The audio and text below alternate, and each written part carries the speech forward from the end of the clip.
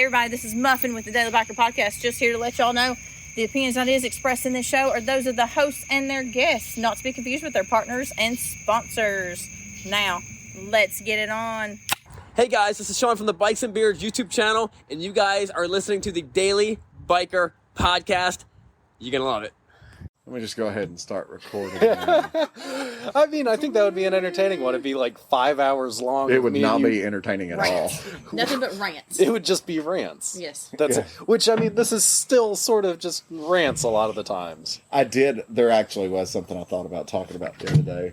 Yeah. And I was like, I'm not going to go down that route. We'll talk about it later. I'm not going to beat a dead horse. No, I'll mention it. What? I'll mention it. For anybody listening, if they have not seen or heard Rich Men north of Richmond, they need to listen to it. And the reason I say that is because there's a lot of people that they haven't heard it. I talk to people all the time that haven't heard it. Yeah. So, just saying you need to listen to it. Yep. Not stating my opinion or anything. Like, everybody should listen to it. I mean, Yeah. He's a great singer. He's a very good singer. So, otherwise, hey everybody, welcome back to the Daily Biker Podcast. My name is Marcus and I am your clueless leader. Today we're going to go maybe on a learning journey. Depends on what we talk about. We're going to talk about stuff and things. Well, I guess one of the topics would be a learning journey, because I didn't know that prior to us talking about it the other day in your office. Oh yeah, we'll go down that road in a minute. So, that being said, I do have Daniel with me. Hey there.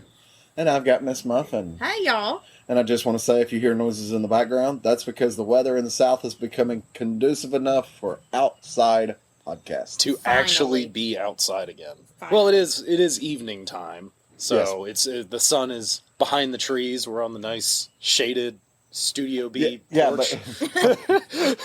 This is the White Lightning Harley Davidson Mobile Studios, Studio B.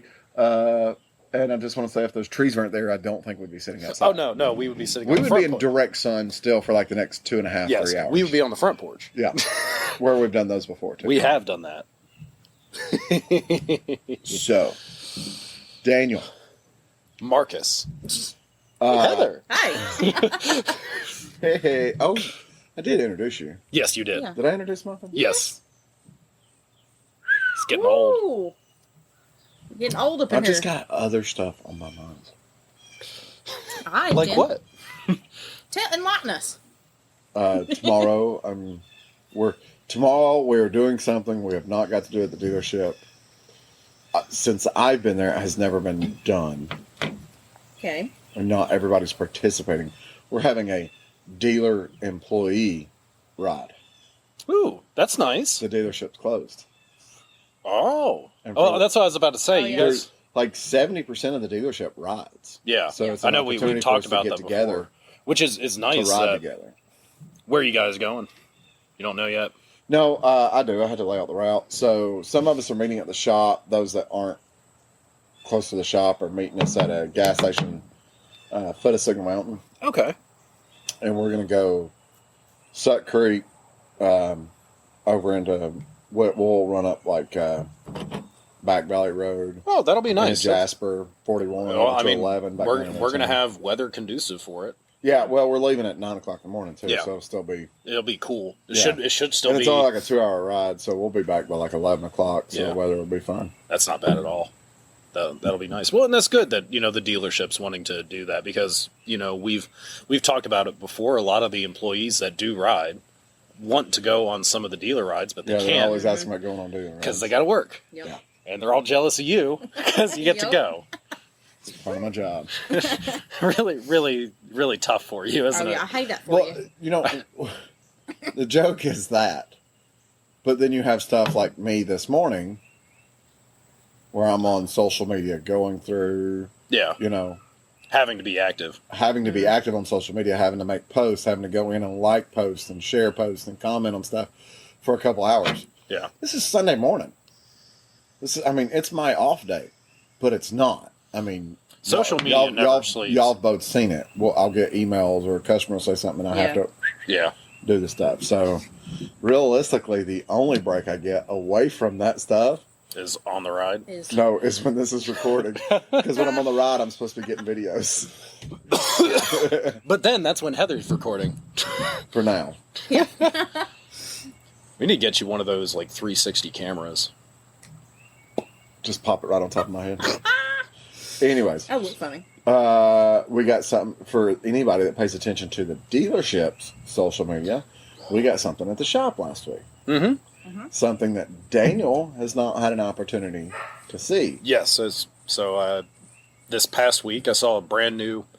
Is it a 23 or a 24? It is a 23. There's a Okay. lot of confusion on that, but it's a 23. Okay. So the 23 Road Glide CVO. Yes. And they call it dark platinum. I don't know what's dark about it, but... I don't know what's dark about it. I can see the platinum. Yeah, platinum for platinum, silver, pewter, whatever you want to call it. Yeah. I don't It know where ain't the dark. dark comes from. I mean, I guess there's black trim on it. Like, it does have, like, kind of... well, that- it's got like black chrome. And Yeah, gloss, that's what I was going to say. so It has that I kind of, don't know like, if dark maybe- chrome. I mean, the other color they're calling whiskey neat, but it's kind of it's orange and dark and color. yeah. Which, you know what, I can see that a little bit. Yeah. But, I mean, colors and names for colors are always... Yeah, but everybody's going to think a whiskey neat. Like you're going to have all these people that aren't drinking people, and they're going to say whiskey neat, and they're going to think The next color would be whiskey spilled. no. No, I was going to say they're going to think there's an actual drink called a whiskey neat. Yeah. For those that aren't drinkers, it's a whiskey served neat. Yeah. True. Which what? Neat is a rocks glass with 2 ice Yes. and nothing else. Nothing else. Yes, that would be neat. Mhm. So, rocks glass, 2 ice, not shaken, Yep. no toppers or anything. It's literally a rocks glass, 2 Yep. standard ice cubes, whiskey in the glass. That's it. That's it. That That's is what you would call a whiskey neat. Pure and simple. So, but anyways, So I did. I got to we spend... digress. Well, I got to spend a few minutes looking at the bike. Keep bumping the table. Yeah, actually get it, because there's, something to be said when you see pictures of something, even if it's, like the corporate pictures that they Yeah. put out. Now, to clarify, you didn't get to play with it, really. No. This was just a No, visual... I was looking at it. I don't even think you physically put a hand on the I bike. did. Okay, did you? Like opening up the saddlebags. And, Well, but you didn't like the stash pockets on the fairing. yeah. The bike wasn't on, so you didn't play with the Yeah. infotainment system. Yeah, or any of didn't that stuff. really do much with it. I was just kind of more or less visually Correct. observing it. Which are things you can see that you don't see. Yeah. Yeah, it's something you're not going to see in the PR pictures that they post for the... As much as they try to, there's still stuff. Yeah, it's hard to do. And, I've never been a huge... I don't like the fairing on the road glides. It just doesn't do anything for me. And that's just me Some personally. people don't. I think this one, the way that it sticks out, reminds me of like a big basking shark. Whale Swim shark. through the water, Yeah. It's going ready to to eat you. feed on all the shrimp. All the shrimps. I'm going to nibble on you, little boy. no. Yeah, don't No, use no. Let's not do Yeah, that. let's not. I think you just characterized a lot of people very poorly. Let's not do that. Hey, here's your new CVO Road Glide. Don't go by the school. That's a bad turn. When you hit the light, make a left and not a right. Sorry, I was like, I'm just like picturing, like when you say it, in my mind, I picture like a basking shark. Yeah, I get But- it. I get it. The basking shark is Herbert from Family Guy. I got a quarter in my pocket for you. Send help. Send help. Quarter in the saddlebag, sir. Saddlebags. I got a stash pocket on my fin. For some reason, that sounds worse.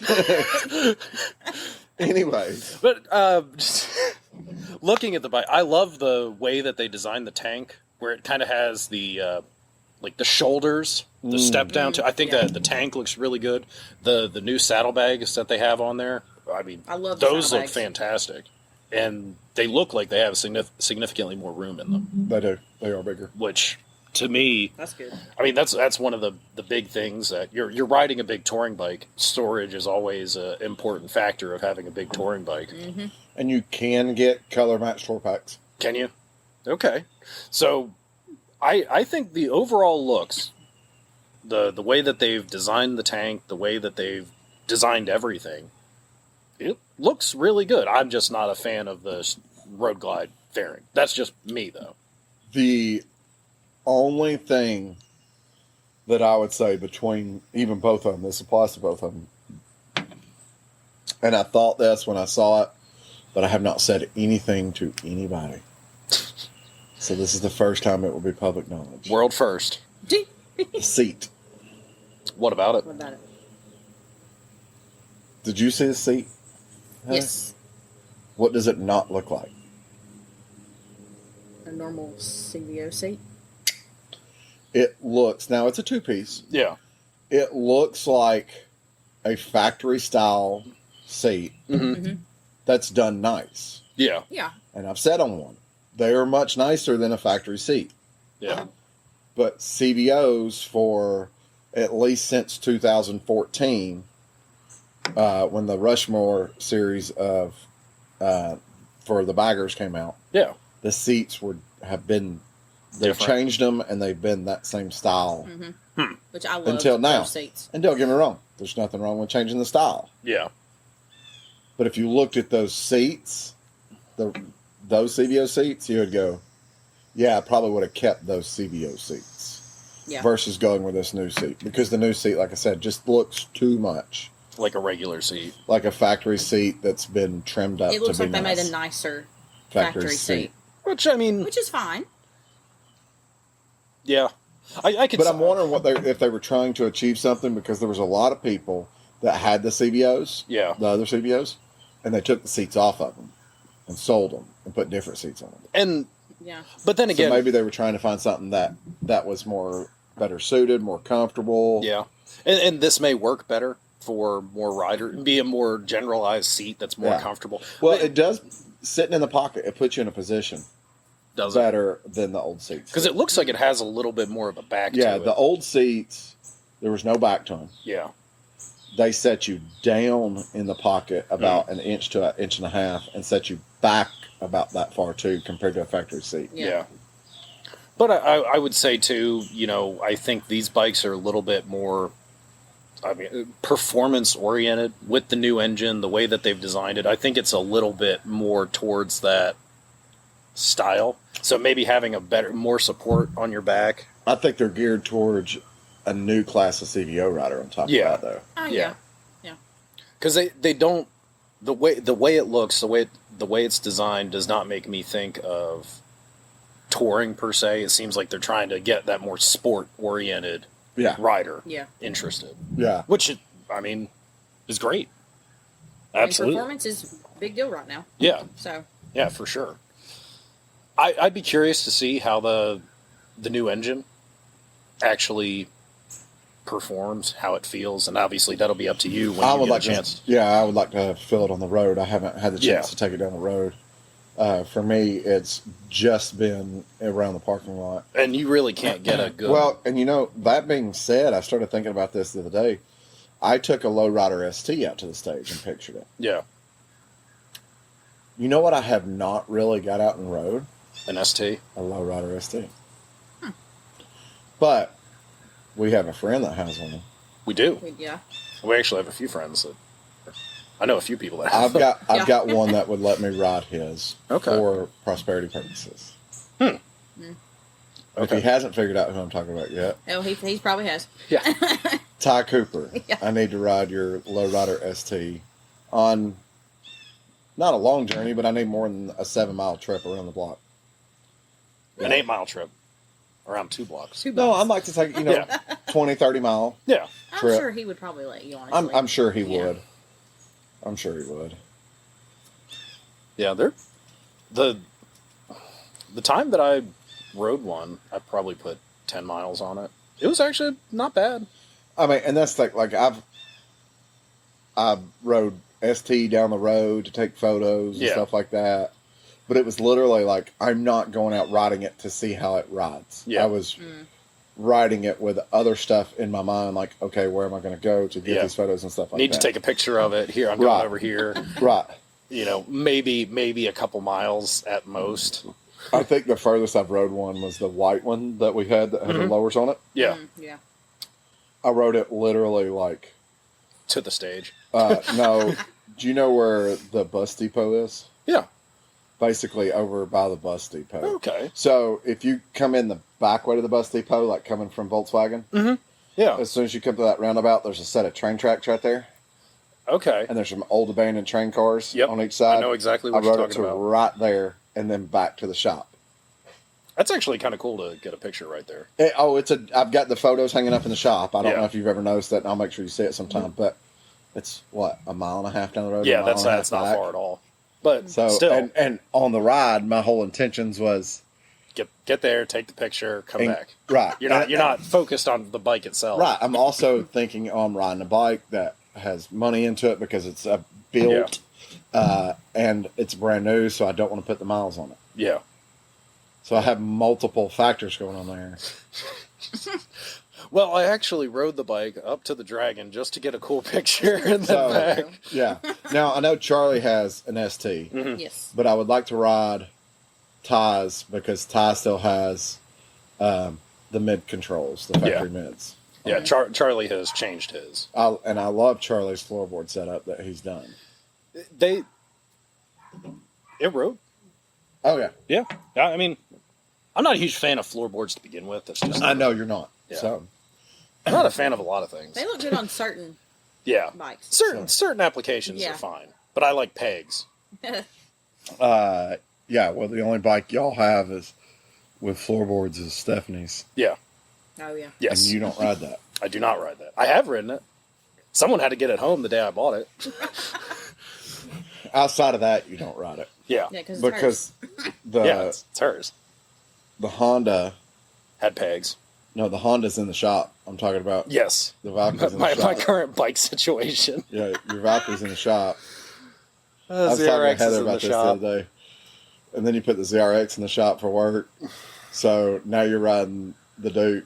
Yeah. The Widow KTM. I mean, I like the KTM, so. Oh, there's nothing wrong with it, but it's not a long distance motorcycle. I told her, I was like, this is how much he doesn't ride Stephanie's motorcycle. And I went down the list. I was like, his options were the 73, which you just got. I don't know if it's even it's registered for the road or anything. Oh yeah, every motorcycle I have is registered for the road. That one still I need to get the tinkering that needs to be done. It has some tinkering, and it's just kind of been a project that I'm just as I get time, I'm working on it because I have two KZ1000s. It's not like one is not going to be better. Well, now you have two KZ1000s. Yes, now I have two KZ1000s. The 650. Yes. Which for anybody listening on that doesn't realize, we're talking about a 1977, 76? 78. 78 KZ 650. Yes. So not like a newer Kawasaki 650. No. That it runs. I need to figure out it's but it's not a rider. Yeah, it's not something that I would take on a trip anywhere. Like I've taken it to work a few times. I was gonna say I wasn't even sure if you'd rode it to work. I could see you riding it down to the gas station. Yeah, I've ridden it. That's a mile away. Since I've had it, I've probably put maybe 500 miles on it. It's a lot more than what I would thought. Yeah, I mean, I rode it to work for a few weeks, and then I'd ride it out to. Well, like I said, it's not really a rider because it's got little things here and there that need to be taken care of. More or less, I'm just holding it until my brother gets a garage, and then he'll take it back. I have a garage, and it's because he lives in an apartment and it was under a tarp. So, and you have the 77 KZ1000. Yes. That is the weekend toy. Yeah. Well, the new one was a 77. The old one was a 79. No, I thought the new one was a 73. No, 77. Oh, Okay, so Can't keep track. the Blackie, Yes. the 79 Yes. KZ1000. Yes. The one that everybody mistakes and says it's a Z1 or whatever. Fine with me. You're like, sounds great. It's not a 900 though. Pay me. I saw that one go at auction, 54,000. I'll give you a deal at 48. But it's a weekend toy because as great as a bike it is, it's a tinkering bike. It is an old motorcycle that always will need some. If you rode it to work, you could probably ride it to work every day through the week. Yeah. But then on Saturday you might have to do some tinker with it slightly. Most likely, and for a while, I had. So that's why I told her you wanted the Duke because it was fuel injection. You just start it up, go. Yeah. That's exactly why I wanted to do, because I don't have to think about it. Like the ZRX, I don't have to think. It's old, but it's new enough that I don't have to think and I also told her that. I said the Honda, the Valkyrie, and the ZRX are carbureted, but they're new enough that it's still just choke it, start it, go. Yeah. You don't have those fiddly features on, the nearly 50-year-old motorcycles. And depending on the weather, there's probably days where you don't even have to choke it. You can just go out. Exactly. And you might have to give it a quarter throttle bump. Start. Yeah. But that's fine. But that's just carburation in general. Right. Yeah. Even if it's dialed in perfectly, climate. Right. But those are like what I would consider late model carbureted motorcycles. Yeah. Yeah, I mean, look, most companies still made most of their bikes up until the mid to early 2000s were carbureted. I know Honda still had carburation in a lot of their motorcycles. Yeah, but it was about like 2005 when most motorcycle companies started going fuel injected across the board. I would kind of agree with that statement. I would say it's about 2005 when most companies started eliminating their carbureted motorcycles. Yeah. Because to say they were going fuel injected, a lot of companies had fuel injected bikes in the mid 90s. A lot of those big Japanese companies did. Yes. Okay. Because you had, including Harley Davidson. Yeah. In 2005, you had a choice when you were buying a bike, unless it was a Sportster. Did you want carbureted or fuel injected? Yeah. Well, and I want to say it was Triumph that on their Bonneville line up until like 2012 or 13, it was still carbureted. Maybe, but like what was like the ZZR? Those were carbureted at that time. That's what I'm saying. So, but that's also a specialty motorcycle because it was a older bike in a newer chassis. Yeah, yeah. Well, I mean, like the Fireblade from that era, the Honda Fireblade. They were carbureted. But I'm talking like the 07 like ZZR. Yeah. Yeah. Because like the 599 was enriching throttle body. Yeah. So, which is still essentially a carburetor. It's a throttle body that it's works an like electronically controlled carburetor. Great answer. But the 05 Katana, I don't know until the new Katana if they ever made a fuel injected Katana. No, I don't think they did. I think they were all carbureted. Because my 05 Katana was carbureted. Yeah.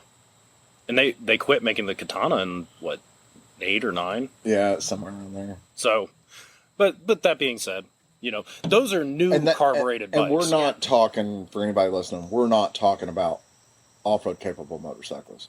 Those fall into a different category. Yeah, that's a whole different... Like, Honda still makes the XR650, and it is still carbureted. The Suzuki, the DRZ is still carbureted. Yeah. They're going to stay carbureted. They're going to stay carbureted as long as the government allows them to continue to produce them carbureted. Pretty much. Hey, don't fix what's not broken. I mean, yeah. But, yeah, so... But those brands, like, apparently, I guess, Suzuki... I don't think it's... I guess it could be a DRZ replacement. They have like a 450 or whatever headlight, tail light, but I don't think it has blinkers. Yeah. Think like CRF X models. Yeah. Headlights, tail lights, electric start. Mm-hmm. And Honda took that X model, put blinkers on it, a speedometer, and called it an L. Yeah. So I think Suzuki has that in the pipeline if they went, oh, we're going to do this. Because Yamaha did that with the WR recently. Exactly.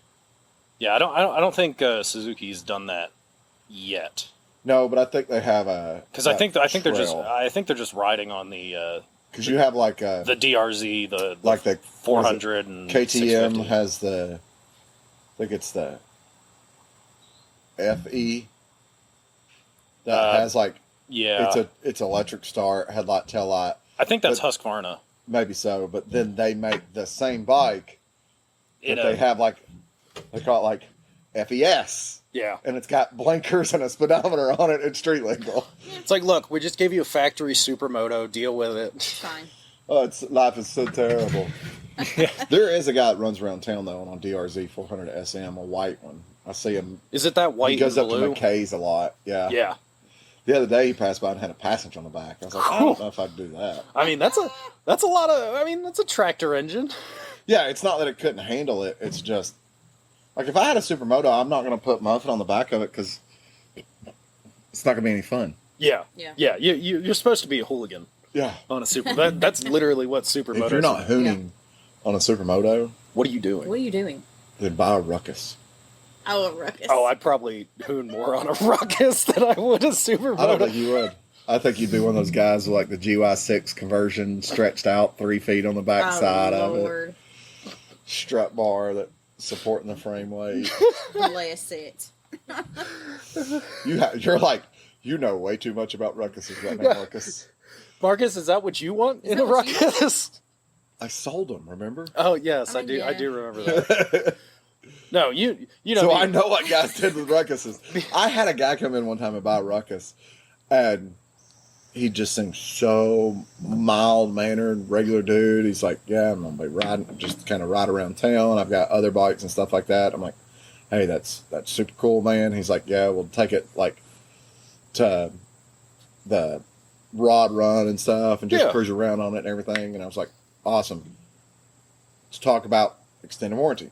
I know it sounds crazy, but at that time, Hondas need a warranty. At that time, we were selling a lifetime engine warranty. Really? Think about it. The ruckus is carbureted. Let's take a look at this. And he's like, "Oh no, I don't need that. That engine won't be in it for long." And I was like, "Wait, what?" What do you put in it? He was just going to be. His statement was he's just going to be cruising on this ruckus. But he's going to change the engine. He was going to do like the 125 kit and stuff like that. Which I mean, I've seen ruckuses where they put the little Honda 250 engine in there. Mm-hmm. You can do that with the Groms too. So actually, the one, I think the 125 kit is what kind of inspired the big build Grom stuff. Yeah, which would make sense. I mean, the Ruckus was here first. Right. Well, similar engine layout. Yeah. But 50 cc's compared to 110 from the factory. But the 125 was like an overboard 110. Yeah. So. Which, I mean, Groms are fun. If I could find a cheap one, I'd buy it. I still want a monkey. Yeah. A Grom. A monkey or a Trail 125. See, we get monkeys and we build them to look like vintage cafe racers. See, that would actually be kind of cool. Yeah. I know this sounds ridiculous. I really want one of the Honda Metropolitan scooters. I really want one. I always knew you were Metro. I think it's so funny. If I was going to go after something like that, I would just buy a Vespa, like an old Vespa. Yeah, well, yes. Yeah. But I want something that's reliable. Because those old Vespas were 2-strokes, too.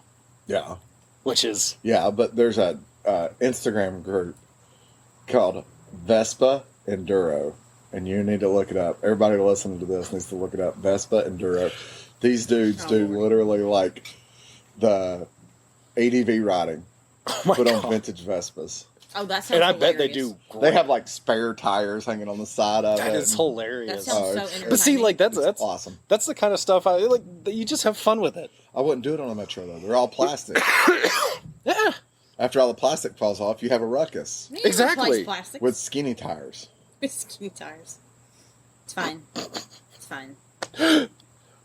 I'm just now thinking of like a gang of Vespas cruising around Chattanooga. Oh, Lord. We would wear leather jackets. We would wear leather helmets. Yep. And big white scarves. Oh, that'd be We got to have the hilarious. goggles. Yeah, you got to Yes. have goggles. Yeah. Somebody's got to have a small dog. We would Yes. dress like the Red Baron. Yes. That's hilarious. Heather will have the vintage Vespa with the matching sidecar. I'll put Toby in it. There we go. Best gang in Chattanooga. Yes. That sounds Anyways. so much fun. So, me and Daniel, when you came and looked at the CBO, Yes. I don't remember what we were talking about, but something got said about cup holders. Oh, you had mentioned that you only had 2 cup holders between all your vehicles. Your vehicles, and you have them in the truck. No, I said one. I said one cup holder. Yeah, one cup holder. Between my 2 vehicles. Yeah. And you said something about the Jeep, and I said, no, the Jeep's Heather's. Yeah. So between the bike and my truck, I have one cup holder. Mm-hmm. Because my Toyota has the old school pop out, like Volkswagen had in the 90s, too. Single cup holder. Yep. So, and I stated about my affinity for cup holders. You did. I don't like cup holders on a motorcycle. No. Okay. No. Well, you don't like them when they're attached to the engine guard down there? That looks better than it does on the handlebars. I like the ones that actually rotate and swing But I'm not a cup around. holder fan. I would like to. Now, Bruce has like a piece of foam Yeah. that he's cut to fit in his saddlebag. Mm-hmm. That kind of holds it. That he's cut a hole, so the foam sits in the saddlebag. So, and it's cut perfectly to where he can put he can go through a drive-through, put his bag in the back of the saddlebag, Yeah. and the cup sits in the front. See, that's pretty smart. that's actually nice. Yeah. It's pretty That's ingenious. a good idea.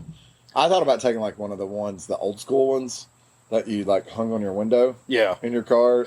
I'm sure a lot of people listening to this right now are like, "What are you talking about?" What do you mean, hang on your What are you window? talking Why about? would you do that? You could only find them at truck stops, and I think to this day you can still find them, but at truck stops only. I would imagine At so. a Love's. Yeah. But mounting one of those inside my saddlebag so I can set a cup. It would work. It would work, I mean, yeah. that's the worst part about going through a drive-through on the bike. You don't have anywhere to put a drink. Yeah. Exactly. So, but in the conversation, I made a statement. I was off, but I was close. Yeah. I was shocked. The number was very shocking to you. So It was. I made a statement how years ago, me and Muffin went and looked at a Toyota Tacoma. Now, this was in the 06, 07 variation. Mm-hmm. So for anybody listening to this that's in their early 20s, I know it's an old pickup, but my truck is older than you are. So, but we looked at one of those, and it was in the 4-door, the real 4-door, Yeah. not extended cab. And I fell in love with the truck because the number of cup holders it Oh, has. Lord. So what did it? So was it when I- 14? It's got 13. 13. And when I was 13 telling cup Daniel this, holders. he Did was it like, really have "What?" that many cup holders? Yes. So it has one already in the center by the shifter. Yeah. You fold down center armrest and there's 2 more. Okay. Each door, all 4 of them, have double cup holders. So And you then- you have 8 in just the doors. Just the doors. And then behind the center console, there was 2 in the floor. Yeah. And then the center armrest folded down in the back, Mhm. and there was 2 more. Yeah. Yeah. Marcus's estimate though was it had 17 cup holders. It had which 13 cup holders. I have 8 in my Jeep. which is Where do you have 8 in the Jeep? Each door has 1, Yeah, 2 in the front, yeah. 2 in the arm thing, the full thing in the back. yeah. That's 8. That's 8. I reckon. And I can never find a cup holder to use in this car. I always have stuff in my cup They're all holder. full. Yeah, of junk. This is for cups only. Yeah. 13. Which is impressive. That is impressive. I've got 1. I don't have any in my truck. I would avoid drinking anything while driving your truck. Yeah. Yeah, because... well, until it's loaded down. When it's loaded, it's fine. So it's made for. It's a work truck. Yeah. Needs to have weight in the bed. I know those trucks very well. But every time I drove one, they were loaded because they had utility boxes on the back of it, full of equipment. So you had all that weight on there. Yeah. When you drive them without any weight, might as well. Dude, I tell you, so we had K 2500s, like 1990 models, two of them. And they were so for anybody listening to this that doesn't know, I used to be a firefighter. So we had two of those, and they were our brush trucks for like up in the woods. Yeah. They had like small water tanks. And when I say small, when you think fire truck, these are small. These are like 500 gallons, something like that? Or? No. These were like 50 or 100 gallon tanks. Okay. Maybe bigger, maybe 200 gallon tank, but not huge. Yeah. Because I mean, you got a lot of those trucks with like 2,000 gallon tanks. Yeah. But like your standard fire truck you see running around, they have like 500 to 1,000. That's why I'm like, no. Yeah. So, well, I guess it depends on how it was set up too, because I've seen them before with large water tanks. Yeah, in the back. with those trucks. Well, this had like almost like where you'd see the fuel tanks at. Yeah. On like the long haul guys and stuff. Yeah. Now on like 350s and stuff. It was like that, a little bit bigger. Okay. And then it had hose reels and stuff behind that and storage for picks and stuff. Makes sense. But you would be going up the mountain or whatever to fire call. Yeah. And it's full of water. And you're fine. Yeah. Coming down that mountain, that thing would want to spit you out of that truck. Oh, I'm sure. After you drain that tank. They need that weight. Yeah. I mean, they design them to have weight in them, and if you don't have weight in them, they do not drive well. No.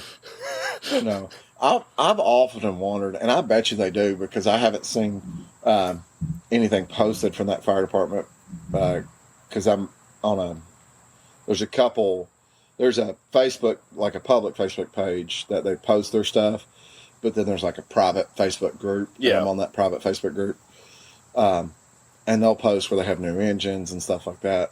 I haven't posted anything about having new brush trucks. They probably still use them. Well, I mean, realistically, their coverage area, a lot of it they can get to. They can drag hose out. Yeah. They can drag 300-400 yards of hose out.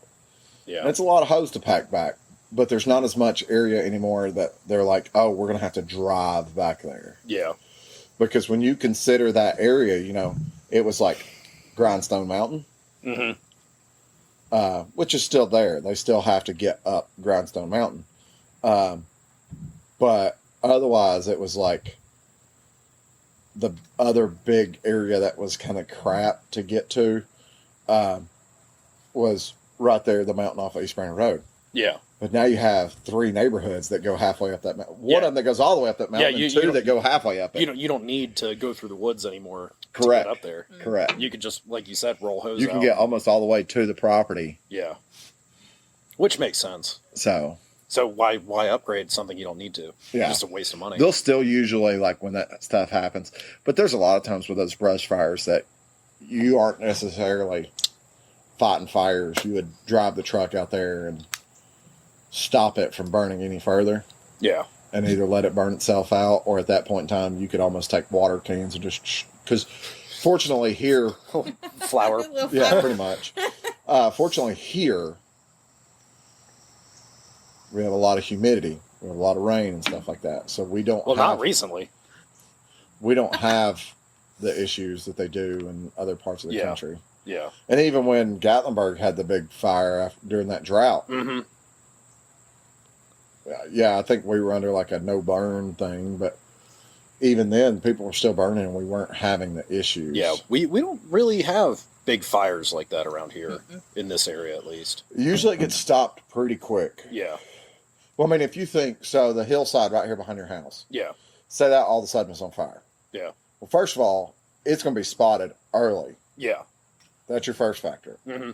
Second of all, you're going to have trucks attacking that from 2 different sides. Yeah. Because you can literally, if you had a truck come up your road and you had a truck get as close to it as they could on the top side, you could 150 yards of difference. Pretty much reach it. Yeah. Yeah. Yeah. Because it goes up pretty steeply at the top. So the worst place that we had for that type of stuff was along the train tracks. Because you can't. Yeah. We weren't allowed to drive trucks down the side of the tracks. Really? Huh. we'd have to stop. We'd have to contact and stop the railroad. Yeah, CSX doesn't like that. We're going down a brush fire rabbit hole. People like this stuff. Well, that's what we do. We go down rabbit holes and tangents, and it's fine. I don't think it's fine with her. She sounds like she's complaining about it. we did talk about motorcycles. Yeah, we did. Yes. We did. We went through my entire collection again. We talked about the new CVO. Talked about there was carburation. something else too. We talked about the CVO. We talked about the cup holders. There was something else that we had mentioned about. Boots. I thought. Yes, you and your Boots. boot affinity. I just remember boots. Yeah. Yes. Boots. Well, it's because I want new boots, but I want boots that are going to be effective. And I guess this goes into the riding gear conversation about boots that are going to be good for all seasons. Yep. Yeah. And all weather conditions. And I don't think there's one that covers all of that. No, Probably you not. kind of Because give we were talking up about that. a lot of, depending on There's a give and take. if you want something that's an all season, cold weather and waterproof, it's going to be heavy and hot. You don't really want to wear it in the summer. Like our Columbia boots. Yes, You they're know. great boots. 40, 50 degrees, fantastic boots to ride in. Yep. 30-degree day, your toes get cold. Yeah. 70, 80-plus degree day, your feet are You're sweating. sweating. Yeah. So, and they're, air quote, waterproof. Air Water quotes. resistant. If it has rained and you are on the road, you are fine. Yes. If it is raining, You're wet. you're wet. But like that was the thing. So I'd like to get me a pair of tall Thorogoods. Yeah. And they do make them in waterproof. But we were talking about the non-breathable aspect and all that other stuff of that. Yeah, and something like that. Like I typically wear a leather boot year round when I'm riding the bike. I don't know if I'd call it a boot. What would you It's call more it? like a tall dress shoe that you wear. Some of them. Some of the ones that I have are Which ones do you have on right now? He's barefoot right now. barefoot. Most of the ones you have on are, Well, I'll give you boot, but it's more of a dressier style of boot.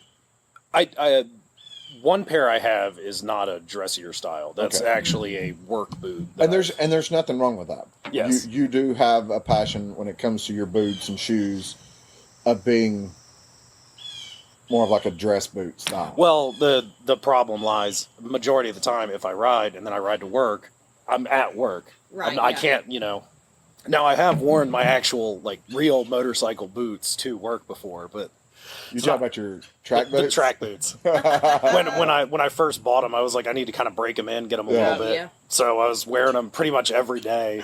So like that, and But they were fine. Well, and that's the thing, like, I've got those Thor boots. Yeah.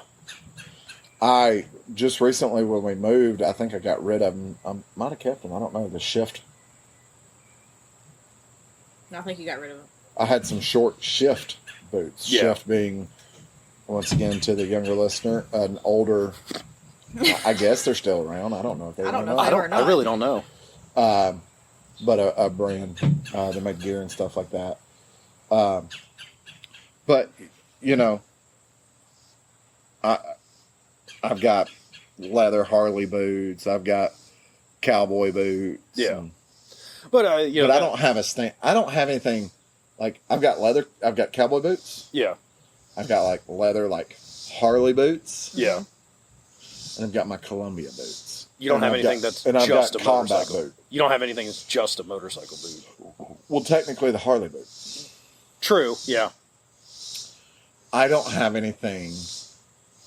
If I was to say, I'm going to wear a good boot to ride in, but then it's also good to walk around all day in when I get where I'm going.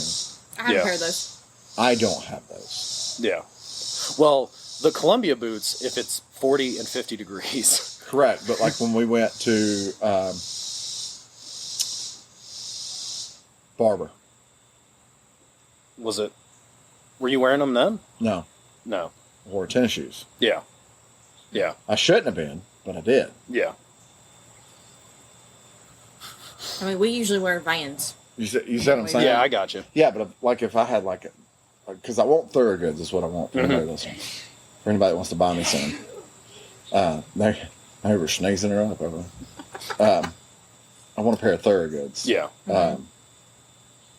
You know, they're good and comfortable to walk around in. Mm-hmm.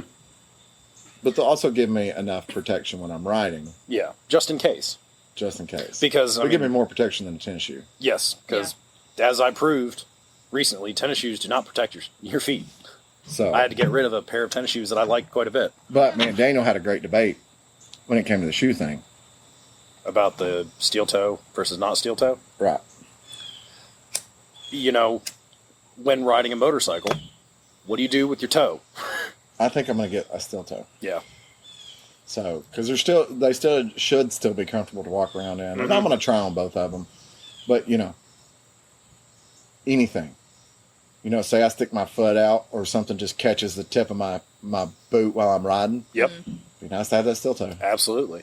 You know, and my thought about that is the only thing you lose with the steel toe is the flexibility in the toe of the boot. In some. Yeah, but I think they've gotten a lot better. The boots that I'm looking at is like that traditional wedge sole, which is a lot more flexible sole. Yeah. So. But the boot topic about have to wear boots when you ride, it's kind of a touchy topic with me because, like, I've had people comment to me and say, "Oh, you're going to lose a leg wearing tennis shoes." Shannon had on a boot. Yeah. Shannon had on an 8-inch boot. Mm-hmm. Yeah. Riding boot. Yeah. Well. I mean, You know where his leg broke? Right at the top. Right at the top of the boot. Yeah. Which, I mean, you know, but that's the whole thing. Riding's a risk anyway. And for those of you listening right now that are like, well, yeah, okay, so he broke his leg, he didn't lose it. No, he did lose his leg. Yes, it was. It broke and caused permanent nerve damage, and they had to take his leg. but that's a risk you take regardless of. But I don't think it would have mattered whether he was wearing a tennis shoe or not. And they told him that. Yeah. Unless he was wearing a suit of armor. Probably wasn't going to. Well, the thing about it is,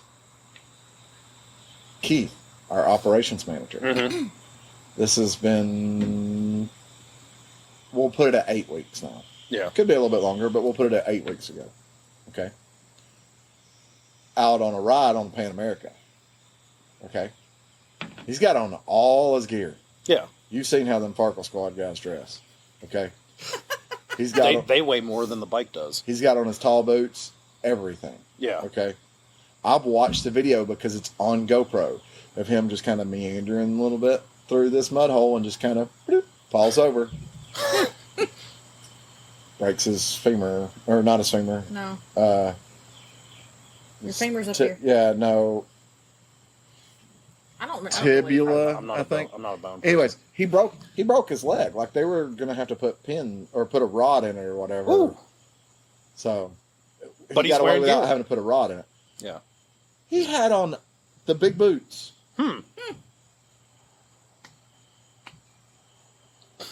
Interesting. You know, There's stuff that will protect you from the little stuff. Yeah. Well, I mean, nothing's ever going to protect you from a major. Correct. Like it's all about mitigating potential issues. Yeah, Shannon's accident was a big accident. Yeah.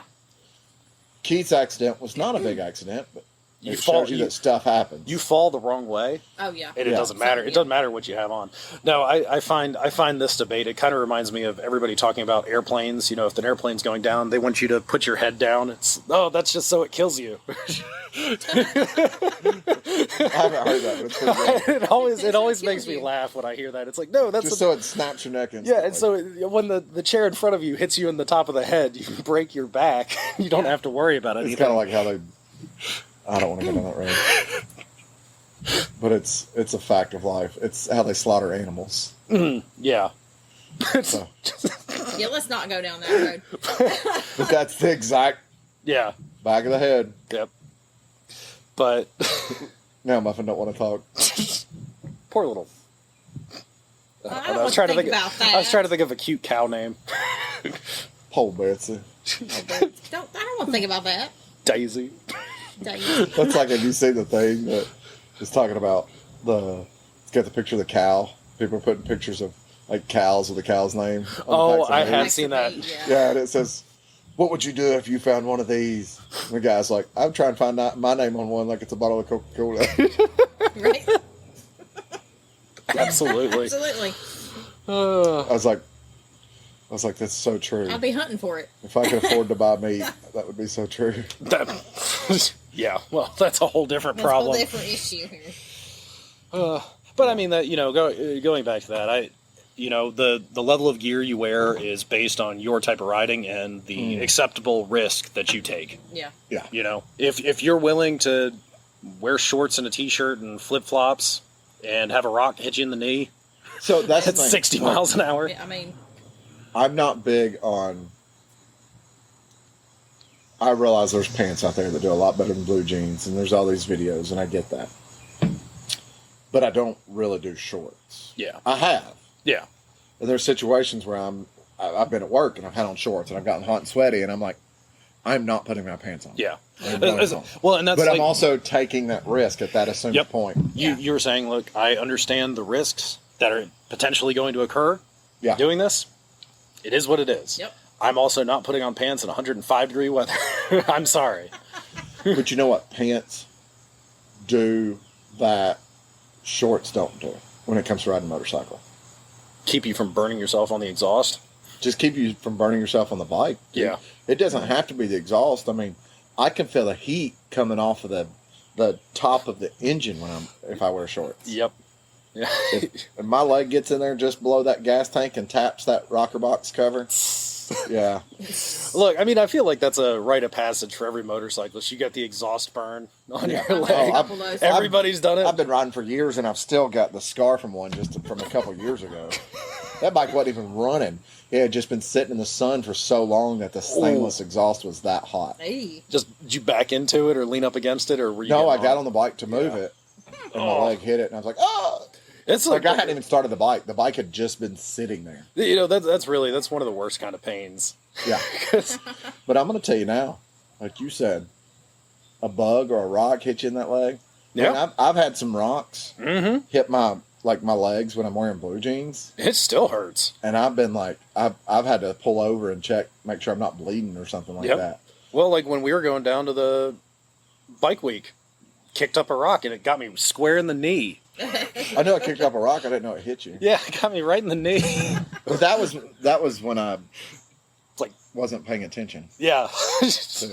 All of a sudden, Marcus. That's when y'all thought I was dancing. Yeah. I was like, he did that on purpose. He did not. Marcus is on the shoulder. No, Marcus is sleep deprived, doing the worst possible thing he could be doing right now when he's sleep deprived, getting on a motorcycle and riding 400 miles. And me and you were on the headsets together.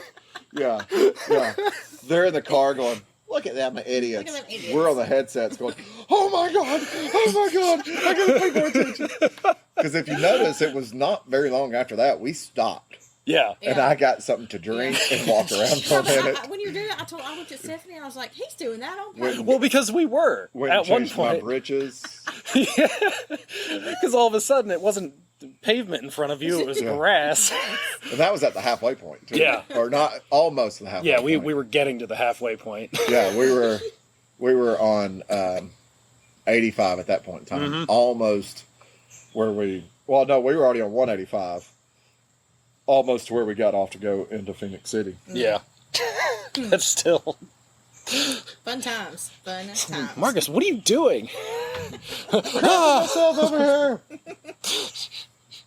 Hit me with a rock, you jerk.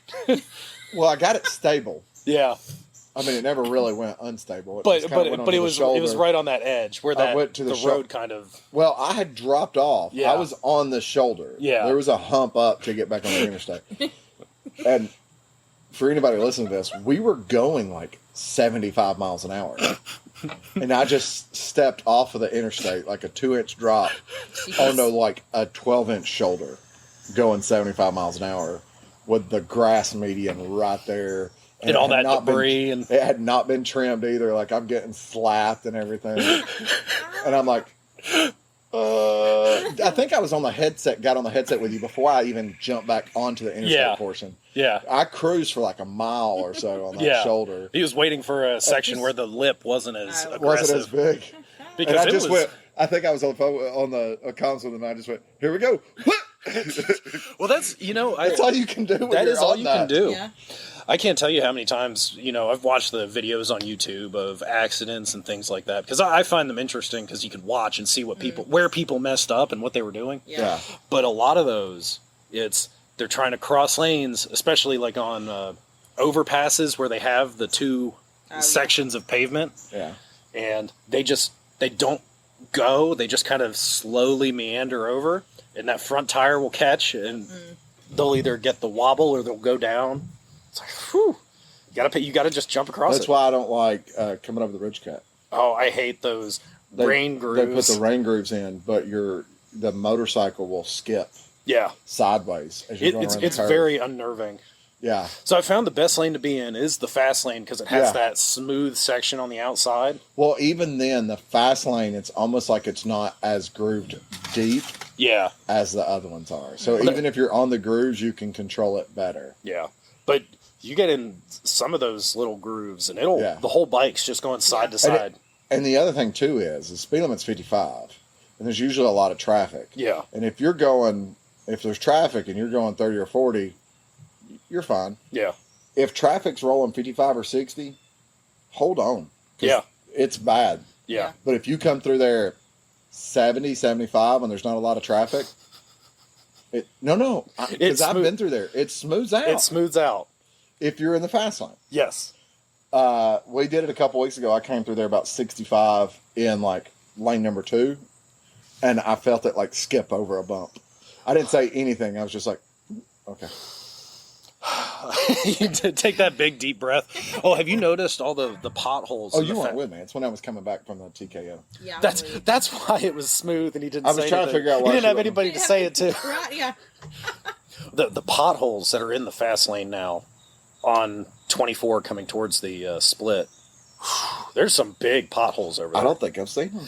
They're along near the center median. Yeah. They're right where the expansion grooves are between the blocks of pavement, and you can see, they're big enough that you hit them and you're like... Well, I know going down the ridge cut, there used to be some really bad ones. Right there when you get to that overpass. Yeah. I bent a wheel. I did too. Right there. I blew out a fork seal on the Valkyrie. On the deluxe, I bent a wheel. So... Lewis did that on 75 by Volkswagen when the bridge moved. Yeah, I'm pretty sure the bridge did move. I'm pretty sure the bridge dropped like a foot. Yeah. It looked like the thing was when that happened. Yeah. We had several customers that had that issue, but there was also several people with cars that had that same problem.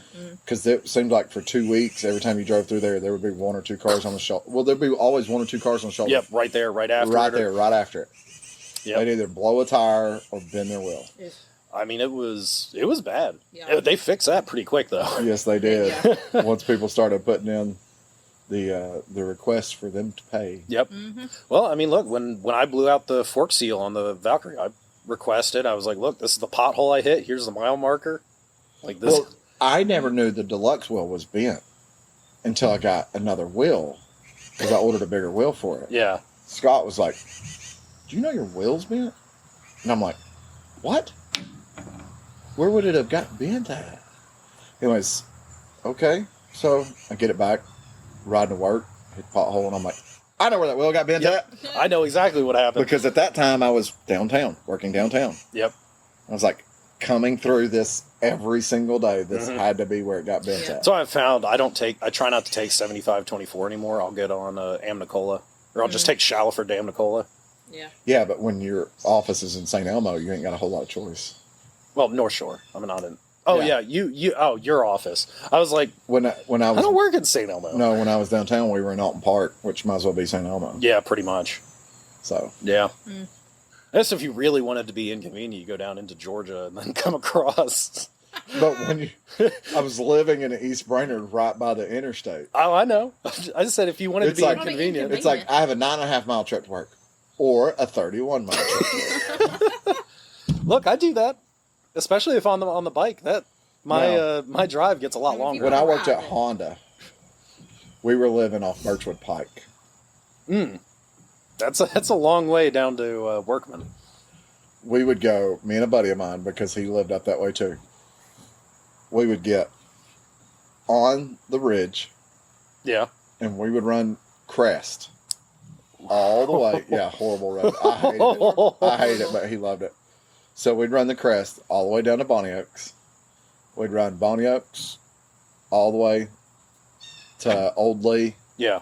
Old Lee into Ooltewah, under the interstate, onto Snow Hill, and Snow Hill all the way up to Greenwood. Everything. That's how we would come home. Yeah. Everything except for crest. Going to work. Interstate. No. Well, 58. Yeah, 58. So we'd get on Highway 58, straight all the way right down into the hood. Yeah. Get on Dodson. Yep. On Dodson. All the way down. Yeah, because Dodson does go all the way down. Yeah, we'd run Dodson all the way through town. Then you cross Rossville Boulevard, or you get to Rossville Boulevard, hang that right, and there you are. Yep. No, I don't even drive my BMW on crest at all because it hits those. I wouldn't. It's horrible. I'm gonna blow a shock or something on the. I said one time, I was like, I wonder why they don't go in and do nice pavement. Well, first of all, they don't, because the shifting of the mountain. Yeah, it doesn't matter. It'll be just like that in a couple of years. Yeah. But also, if they did, it would literally turn into a racetrack for everybody that has a motorcycle or a hot rod in town. Yes, it would be 100%. Because if y'all think the Dragon has a lot of curves, like it's curvy, this is the crest is literally like, it's when you're on the crest, you're at the crest of the mountain. Yeah, you're on the peak, and it is, at some points in times the peak is just a little bit higher than you. 10, 15 feet higher than you. At other points in times, you are the peak. Yeah, you look over that guardrail. And it's not like peaking on a lot of these mountains around here where you get to the top and it's flat for a mile or 2 miles across. This is not flat. No, this is literally like just a ridge. It is a straight up ridge on both sides. It has like one flat spot across the top, and that flat spot is where they either built a house or cut the road. Mm-hmm. Yeah, pretty much. Yeah, because on both sides. That or where the memorial is. Yeah, well, like where East Ridge and Brainerd is, it slopes off slightly. Mm-hmm. But to go downtown, it drops. Yeah, you almost go. Well, what's the road when you go over 24, and then there's a road that kind of brings you down, and I think it does actually connect into like Dodson or something. Or you talk about under the interstate? Yep, on the south side of. No, it doesn't go to the interstate. So that is Main. I don't know if it's Main Street right there, but that is Main Street. Okay. So, like, if you're on Main Street in town, and you come past Armando's and all that other stuff, and you're headed towards the mountain, when you get to Dodson, just stay straight. Yeah. Okay. And that runs you straight up to the crest. That's what I was thinking, but I couldn't remember. But like that. But that's not where we hit crest at when we came from Honda. Yeah. Well, we went straight across the interstate, or straight across Rossville. Yeah. Took a left on Dodson, or Dodds down there. Yeah. Went down Dodds just before the school. Mm-hmm. Before East Lake Elementary. Oh, okay. I know. You take a right. Yeah. And run that, and it comes out like midway. You're in Georgia where it comes out at, but you're just barely. Yeah. You're in Georgia on for the like state line. a half a mile, and then you're back in Tennessee. Yeah. Yeah, that would turn into a racetrack if it was actually well paved. Yeah. Mm-hmm. And the thing is on the East Ridge side, a lot of it is decently paved. It's not as bad. But you don't want to mess with East Ridge cops. No. No, because they're up there. They're waiting. Oh, yeah, they'll sit in people's driveways up there. I've seen it. I've seen it. I've got a buddy that lives up on the crest, and there's some gorgeous houses up there. Oh, yeah. But I would not want to live up there because, like, for him, like, to get to the interstate, there's, like, this bunch of twisting and turning and all this There's no real direct route off of the crest. No, there's not. If you live, like, that was my foot on the top. Oh. If you lived, like, where the crest, where, like, Shalford crosses. Yeah, that's not bad. That's a direct. You have a direct way to go right down Shalford Road to Walmart, the airport, back out towards the mall. Yeah. Or into downtown. But otherwise, if you're on the crest, you've got to make like 3 or 4 turns to even get to the interstate. Yeah, there's no direct route off the rest of it unless if you want to get to, like, if you're like, oh, Like my buddy, if he's like, oh, I'm just going to run over to Ringgold Road here in East Ridge and run that out. Well, that's fine. He could do it in like 2 turns. Yeah. But it's also like a mile back that way. Yeah. So. Chattanooga Racetrack. But you know how, so I worked with him at FedEx when we were downtown in Mountain Park. He used to run up to Ringgold Road because he would take a left and run that out, and then where it splits, instead of going over the tunnel, you can drop down and come out right next to the tunnel entrance. Ooh. He would come out right there, take a right, go straight through the tunnel, go right down, straight onto the interstate. Yeah. Because it would loop around. It does loop around. He would loop around, get back on 24, and run 24 for a couple miles. Yeah. I don't know what exit 4th Avenue is. Can't. Russell Boulevard is 185. No, 180. The split is 185. Okay. I don't ever look at the exit numbers. So I just know what road I'm getting. I know what road I'm getting off I think at. it's like 178. So it's probably 2 miles at most. Yeah. That's like for me now. Yeah, you going to work. Your if bike I jump doesn't on even. the interstate, it's 2 miles. I don't think your bike gets warm. Probably not. You know, it's faster for me to go Jenkins than it is to jump out to the interstate. I believe it. Yeah. Because I have to go through like 70,000 traffic lights to get to the interstate. And with the way that those lights are timed, you hit every single one of them. I have 2 traffic lights going to work and 3 traffic lights coming home from work going Jenkins Road. And you can usually get through those. Well, I guess technically Standard Gap is the only one. We'll say 2 and 2, actually, because I'm not counting the 3rd traffic light going to work. And yeah, well, because you're on the slipway. Right, and I'm not going to count the 2nd traffic light coming home because it's the same thing. Yeah, you don't have to stop. Right. You have the yield, the slipway. Yeah, see, you do the same thing that I figured out going to my office downtown Chattanooga. I figured out the timing of the lights. I know what speed I've got to get to make it through most of the lights. Friday morning we had an all-staff meeting, and part of my responsibilities at work when we have that type of stuff is I get everybody biscuits. Yeah. I go Chick-fil-A, pick up biscuits for everybody. Every traffic light on Gun Barrel Road. Oh, my God. I got behind a slow person. Marcus, I would have just gone home. I would have just I'm not coming in today. I got behind a slow person, and there was 2 cars. I got behind them right there at Smoky Bones. And then the light turns green. We start going. The person I'm behind gets into the turning lane to go to Lowe's. Yeah. Get caught by the next light. Get caught by the next light. The only light I did not get caught by was the light in front of Starbucks. And I think it's because it's timed so well with the light in front of Walmart that when it turned green and I went, it just went. I made it through it. But the cars behind me made it through it too. Yeah. But I immediately got caught by the light and I go gap. See, you were going too fast. Well, as soon as I got through that light, I didn't have to worry about any more traffic lights because I just went, turned in. Yeah. Chick-fil-A, picked up the biscuits. And then when I came to work, when I left Chick-fil-A, I just took a left, went down to East Spring Road. Yeah, and hopped on the interstate. Yeah. That's the better way to do it. You have less traffic lights going that way. Yeah. Slipways are fantastic. Well, Tennessee law, red light law, is fantastic. For those in Tennessee listening to this that might not understand this Tennessee law, and for those of you listening to this in other parts of the country or the world, in Tennessee, and I'm pretty sure Georgia, not 100%, but I do know Tennessee.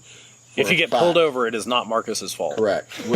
You can look this up so you can understand exactly what it says, because there's a lot of nomenclature that people are like, oh yeah, but you got to do this and do this and do this and do this and do this. No. Yeah. In Tennessee, motorcycles can run red lights, but you have to come to a complete stop, and you have to be at the front of the line. Yep. So you cannot go around cars. Yep. And you do not have to wait a certain amount of time, because everybody's like, oh, you have to wait for the light to go through a cycle. No, you don't. They say in the writing, and I've asked this question to a couple police officers. In the writing, it says, because of not being able to trip the sensors, the motorcycle can't trip the sensors for the traffic light. Yep. So it says that censored traffic lights It doesn't say anything about lights that are on timers. So... But how do you know that? That's what the police officer said to me. Yeah. He said, if you do it, if you pull up to a light... Come to a complete stop. There's nobody coming, and you go... I'm not going to write you a ticket because you don't know if it's a timed light or a sensor light. And most people would go, oh, there's grooves in the pavement. You would be right. But if they've come back through and put new asphalt down recently, you're no longer seeing those grooves. Yeah. True. Because there's new asphalt by work. There is. And you can't see the grooves. Those are grooved lights. So, and I do it. I do it all the time. Yeah. I have literally people go, oh, yeah, well, you do it during the middle of the night. I have done it on Gun Barrel Road on a Saturday at like 4 o'clock in the afternoon. There were no cars coming the other directions. It was clear to go. I went, and everything was fine. Yep. Well, and especially during the summer months. I'll use it a lot to jump the light. Yeah. Especially here in the summer months. We've already talked about how hot it gets. You're sitting on a hot motorcycle at a red light. Yeah. Well, I did it like 2 days ago. Yeah. At work, I went and picked up some food at the gas station, and from the Speedway, come back, I have to take that left to go to work. And when I get up to that light, the cars that are going straight are passing me. Yeah. Which means the other lights that are green are the lights for the cars that would be coming straight at me. Yep. And there's no cars coming. So I stopped. I literally went, brrr, feet down, feet up. I came to a stop. You came to a complete stop. I came to a complete stop and went. I didn't break the law. That's how it's just rocking literally written out. And if the way about it is, I mean, if a police officer wanted to argue it with me, that's fine. You know what? Write me the ticket. I'll go to court. The judge will probably throw it out. Yeah. So someone told me though that is legal in Georgia too, though. But I would look it up. Yeah. For all I know, there's other states that it's legal. Your mileage may vary. But we don't have lane splitting here. We do not, which I think we should. They keep trying to pass not necessarily a lane splitting, but a lane filtering law. Yeah. I don't know how California's lane splitting law is written, but in Tennessee, it was the traffic, I think, couldn't be going faster than 35 miles an hour. I think that's what I saw. Went through the traffic. But you can't be going more than 5 miles. You can't be going like 5 miles an hour faster than the flow of traffic. Basically enough to keep you moving. It's made for stop and go traffic is really what they're or it's made for the ridge cut. Yes. When traffic's backed up, going 35 miles an hour, and now you're going for the ridge cut at 40 between the cars. Yeah. But if you watch these videos of guys splitting in California, the cars will ride to the side of the lanes because they know motorcycles are going to come by. They don't know that here. So, and I'm sure that's not always the case in California. Yeah. But I watch a lot of videos where you see the cars they see motorcycles coming and they're moving over. No, I feel like cars here are getting close enough their mirrors are kissing. Yeah. That's definitely true. The only times that I lane split is going up the ridge cut coming from downtown Chattanooga. Because if it's slow traffic right there on that embankment... I have never lane split right there. Really? I've ran the shoulder, but I've never lane split. So we used to, me and actually a couple guys too, when I'd work at Honda, after Tony left, we'd get on. Yeah. And from Russell Boulevard, and we'd run the shoulder to the 4th Avenue exit. Yep. And then we'd run the exit ramp. And then get back in the lane, and then get back in the on-ramp, and run that to that exit that would go to King's Lodge or whatever, which technically goes to East Ridge. Yep. And then get back on the shoulder, and we'd run the shoulder to basically to the top of the ridge cut. Once it started to straighten out, then we'd get in traffic. Yeah. Because the problem was they have giant signs on the side of the interstate, and they have giant letters painted on the interstate that say no trucks left lane. I can't read, so explain to me what that means. There are always still tractor trailers in that left-hand lane. In that left-hand lane. And people go, what do they need to do? And I'm going to tell you what they need to do. They need to sit out there Give them tickets. and be assholes and pull every single one of them trucks that's in the left lane over. Yeah. And I know it sounds bad because the people are going to be like, oh, well, they're giving innocent truckers asshole, or they're giving innocent truckers tickets and stuff. Don't be in the left lane. Yeah. Yeah. I mean, my dad was a truck driver for 40 years, and you know one of the things he did was paid attention to those signs and didn't get in the left lane. You know, and... So all these truckers would start talking, oh, when you're going through Chattanooga, don't be in that left lane going up the ridge cut. Yep. And it would get so verbalized... they wouldn't do it anymore. They wouldn't do it anymore. Yeah. Because when you get 3 semi-trucks side by side going up the ridge cut, doing 25 miles an hour... Yeah. Well, and that's the thing about it. You'll have a truck, and I get it. You'll have a truck in the right lane, pulling heavy load, 20 miles an hour, hazards on. Look. He's in the far right lane. A truck comes up behind him that's running 45 that wants to get around him, and he'll jump in the middle lane, and I get it. Yeah. But then you'll have that third guy that's running 50 that goes, I'm not going to slow down, and he'll jump in that left lane. And the problem is if you're any decent at math, when that truck in the middle lane's going 45 and that truck in the fast lane's going 55, you're going to be behind them for like the next 3 miles fighting to see who's faster. He's not going to pass them in the next 300 feet. No, not at all. And that's what happens. And do you know how many times I've seen that guy that's in the middle lane going 45 is usually an experienced driver. Yeah. All he was doing was trying to get around the slow truck. That knows what he's doing. He's in the right gear and everything, and he holds a steady 45. Yep. That guy running 50 or 55 that decides to go around him usually ends up getting backed up. Yep. That's exactly what happens. So I noticed it's safer to get in that middle lane behind that truck. Well, and they do that, and then there's 485 cars behind all 3 of them. That everyone's jockeying for position, and now there's traffic by my office in North Chattanooga. Well, I have had people move here, and they're like, "What's the solution to the ridge cut?" And I'm like, Amnicola. The solution to the ridge cut is to not have the hill. Yeah, but that's impossible. Yeah, I mean, yeah, you can't do anything about that. No. The only way that they could do that would be make the hill longer and less of a grade, and you would have to cut the ridge cut back to almost like Belvoir. Yeah. To eliminate that grade. Because the interstate, and you're probably better with the elevation numbers than I am. I don't know them off the top of my head. The interstate at like 4th Avenue compared to Germantown Road is probably 600-700 feet in elevation. You're probably right. I bet you Lewis knows it. Lewis probably does. On the spot. Well, I've got to fly the plane over that hill. But I mean, it's literally, I mean... Well, because Missionary Ridge is... And keep in mind, 4th Avenue to Germantown, it's probably less than a mile. Well, you're going up a mountain. A ridge. It's called a ridge. Missionary Ridge. It's not called Missionary Mountain. It might be.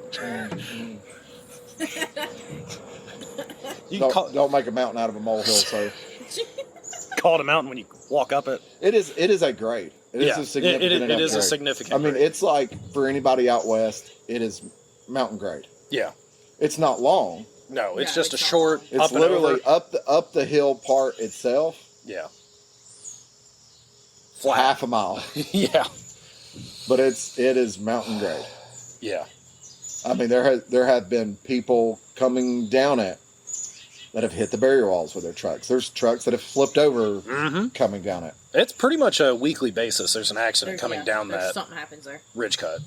Yeah, I'll tell you, the easiest thing to do, though, is to finish the damn bypass they've talked about for the past 40 years. They won't. So, because they talked forever about running a bypass that went from 59 over Lookout. Yeah. Around like Dalton. Yeah. And then up to Cleveland. That would be amazing. Because every single person that needs to go, or every big truck that's coming up 59 or down 24 towards Chattanooga that needs to go 75 northbound or 75 southbound. Yep. Could just jump on the bypass. And then you don't have to worry about Lookout Valley. You don't have to worry about downtown Chattanooga, the ridge cut, any of that. You can right around it. Yeah, because I drove through there during COVID. Yeah. You drove through there during COVID. I did. And you know what? There was never a problem. Traffic. There was never any traffic. Because that's literally commuter My fuel traffic. economy went down quite a bit during COVID. That is 100% commuter traffic. Oh, yeah. Oh, yeah. It absolutely That is. causes the problem. Yep. Yeah. It's not travel traffic. No, it is.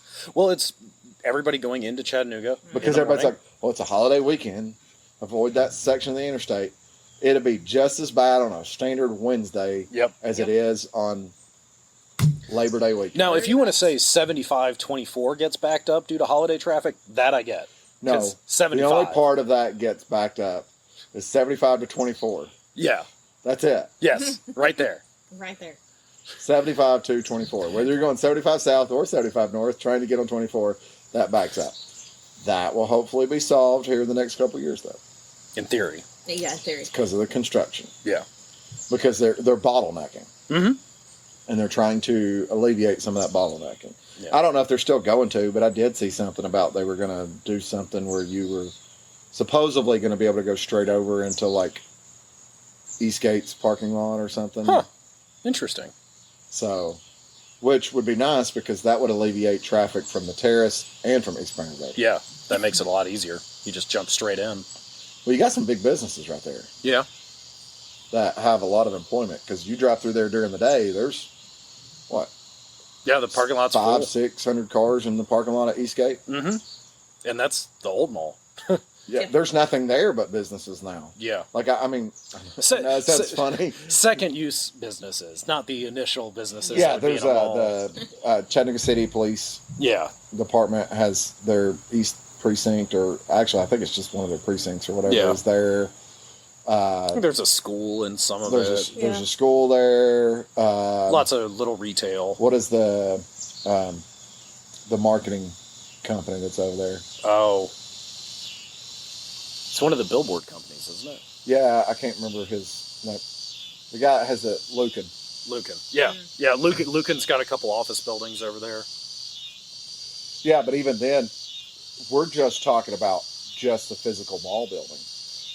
We're not talking about the fact that there's all those other offices next to it. Did you see they built townhomes over there? Yes.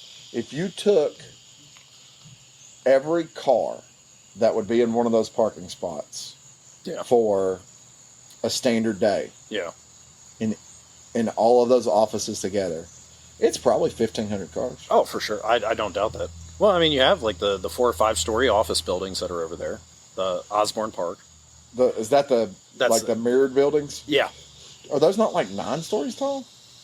I didn't think they were that. I thought they were. I think they're tall. I think they might be maybe 5 or 6. I don't think they're that tall though. I think they're tall because I was always like, wow, some of the tallest buildings we have in Chattanooga are not. But they're over there by Eastgate. They're by this horrible mall. For a while there, they had like a sign on top that almost looked like the new Channel 9 logo. It did, but I think that was the company that owned the buildings. Yeah, but like, there's a lot of government buildings over there too. Yeah. So don't for you nut jobs. It's like not real government. Yeah.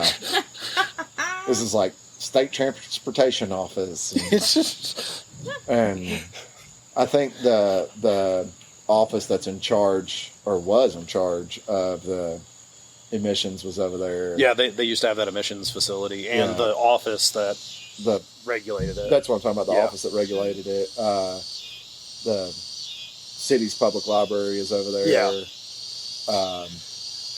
They're not nut job worthy government buildings. Yeah. It's not that worth your time. Yeah. I'm gonna hold up the public library. Books for days. I've seen that movie.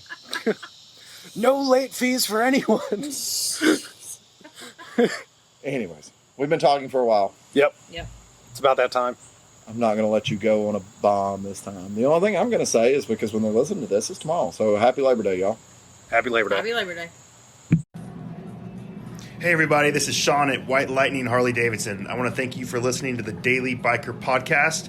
You can reach the podcast on Facebook or Instagram at The Daily Biker, or you can email the podcast at thedailybiker@gmail.com. Be sure to keep an eye on White Lightning Harley Davidson social media pages for the most up-to-date information on all our events and where you can find the boys.